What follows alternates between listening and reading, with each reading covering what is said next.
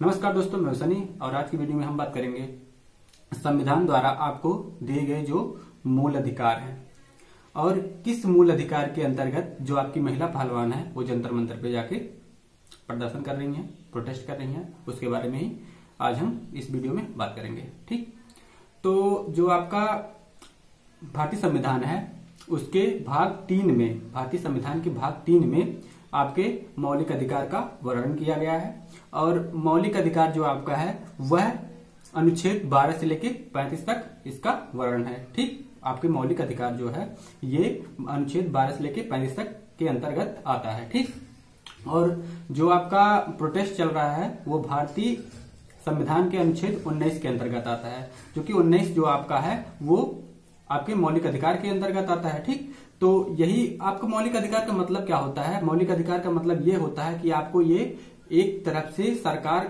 से मांग करने का अधिकार है। मतलब आप इस पे अगर आपका कोई भी मौलिक अधिकार आपका हनन हो रहा है, आपके मौलिक अधिकार किसी भी मौलिक अधिकार का हनन हो रहा है, तो आप जाके सुप्रीम कोर्ट में कोई भी याचिका दायर कर सकते हैं, आप सरकार से मांग कर सकते हैं। ठीक, क्योंकि ये आपका मूल अधिकार है। ठीक, और जो आपका मूल अधिकार है ये भारतीय संविधान के भाग 3 में है और जो प्रोटेस्ट हो रहा है दिल्ली में जंतर मंतर पर वह अनुच्छेद 19 के तहत हो रहा है। अनुच्छेद 19 क्या कहता है?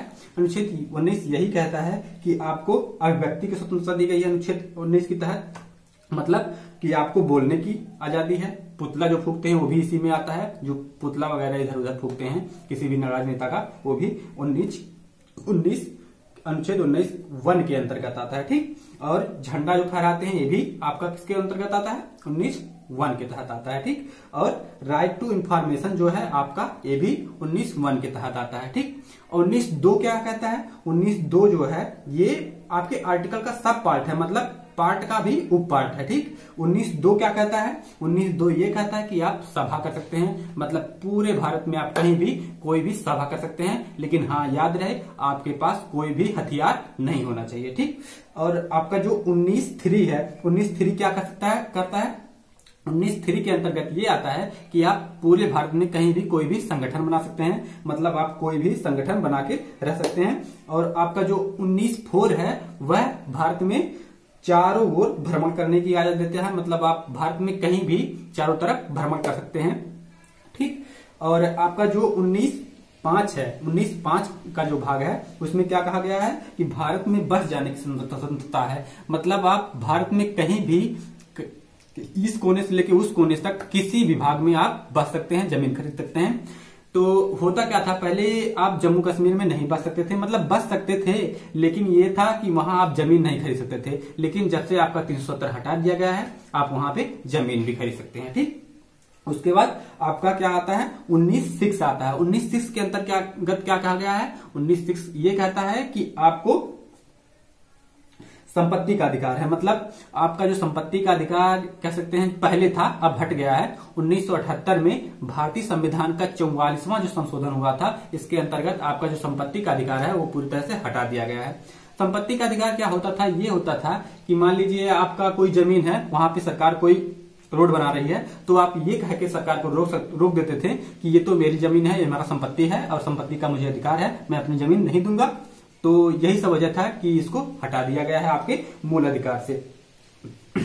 और आपका अब कौन सा बचा रहा है? आपका है 19(7). 19(7) ये कहता है कि आप पूरे भारत में कोई भी व्यवसाय कहीं भी व्यवसाय कर सकते हैं। ठीक, तो ये रहा आपका 19, जिसके तहत आपका जो महिला पहलवान है वो जाके वहां प्रोटेस्ट कर रही है, वो अनुच्छेद 19 के तहत ही कर रही है वहां पे प्रोटेस्ट। ठीक है, और इसके बाद हम बात करेंगे जो अभी 3 मई को आई है, जो ये मतलब आपका जो मीडिया इंडेक्स आया है, मीडिया इंडेक्स में भारत का हाल बहुत ही एक तरफ से कह सकते हैं बहुत सुधरा है, आप कह सकते हैं मतलब सुधरा हुआ है। एक तरफ से ये कह सकते हैं कि पहले भारत की जो रैंक थी मीडिया वालों की पिछले साल वो शायद 142 थी और इस बार की रैंक जो है वो भारत का 162 है। इस बार का जो रैंक है वो 162 है, मतलब आप अंदाजा ही लगा सकते हैं कि आपकी मीडिया कितना ज्यादा आगे बढ़ रही है, जो 162वीं रैंक लाई है 160 देश में। ठीक, तो भारत का रैंक जो है बहुत ही खराब है, पुअर है।